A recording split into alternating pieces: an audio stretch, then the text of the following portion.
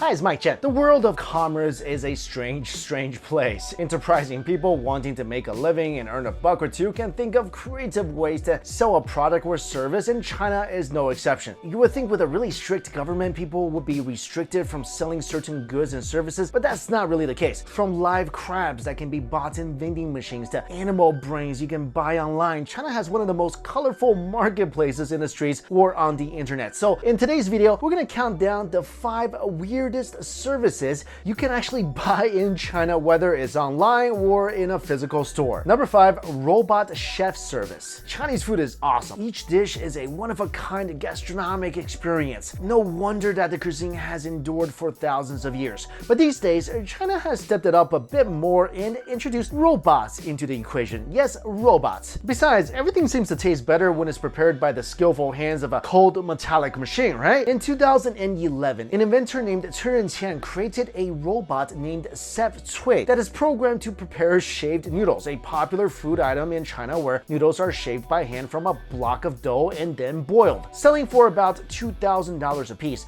the Chef Cui robots are now being mass-produced and have sold more than 3,000 units. But if having robots cook your food is not really your cup of tea, then head down to a place called the Dalu Robot Restaurant and have your food served by a robot. Programmed like clockwork, the 6 server robots follow a rotation system that allows them to efficiently serve the restaurant's 21 tables before returning to the kitchen for the next wave of orders. Number 4, traffic jam stand-ins. With a population of 1.3 billion people, it will be a miracle if traffic ran as smooth as, well, a buttered pan. China has one of the world's most notorious traffic jams that last for hours and even sometimes weeks. It's really no joke, and traffic delays of this magnitude can cause serious negative effects to businesses. But this also created a new business opportunity. Several Chinese entrepreneurs had a big idea of creating a service where you can call someone to stand in for you in case you get stuck in a horrible traffic jam. The service is quite simple. When you are stuck in a potentially hopeless gridlock, all you have to do is call the service and give them your location and information. And then 2 men on a motorcycle will arrive shortly after placing the call. The traffic jam stand-ins will sit in the car for you and drive it to wherever you need your vehicle to be while you get on the back of the motorcycle and be driven to where you have to be, whether it's a meeting or a date. Number 3, a boyfriend or a girlfriend. Okay, technically you can't buy a girlfriend or boyfriend, but you can rent one for a day or a week or however long you want. When it comes to being in a relationship or having one, it's a big deal in China, and it exerts a degree of pressure on young singles, especially during family gatherings where questions on the subject gets asked quite frequently. This pressure has then become the springboard for a business idea where people can actually hire someone to be his or her significant other in order to fend off unwanted snooping from nosy relatives. But the service does not come cheap, as prices typically are set at a minimum of 1,000 RMB or around $140 per day. Not only that, the amount only covers the rental service. A boyfriend or a girlfriend will be at your side for that price, but if you want to push the illusion even further, additional charges will be made for things like hugs and even hand-holding. Also, should the renter require the boyfriend or girlfriend to stay longer than a day, then he or she is responsible for accommodations, food, transportation, and any other things that are necessary. And guys, just want to mention, sexual favors are not part of the bargain. Number 2, hire a white guy. I kid you not, in China, you can actually hire a white person. Following the same vein as hire a boyfriend or girlfriend, renting a white person, a real-life Caucasian, serves the market of businessmen more than those who are looking for an arranged date to bring to your mom's birthday. In China, it is generally believed that Western businesses and businessmen are successful compared to any other part of the globe, and for a Chinese entrepreneur to be seen standing next to a foreign business partner is a sign of status and success. It is superficial, but it does work, and the people behind this is milking the cash cow quite comfortably. With this service, Chinese businesses, whether seasoned or fledgling, can hire an actor to stand in as a business partner or whatever function that he is required to attend. Most of the time, the actor is just asked to stand next to the one who hired him or her and not really say anything, creating the illusion that he does not speak a single word of Chinese. In fact, usually these actors come armed to the teeth with fake business cards, wearing sharp suits that make them appear as big shots in their respective industries. And sometimes the actor will even be asked to play a small role, such as deliver a speech.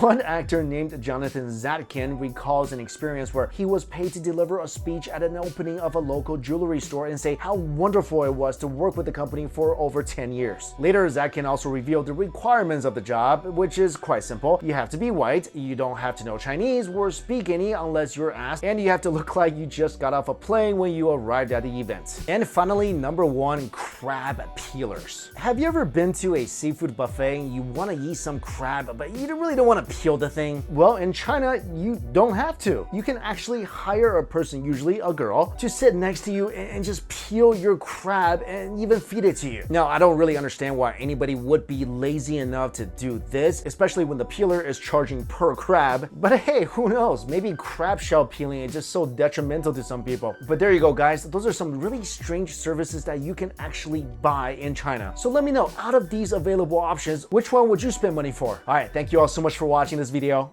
I'll see you later.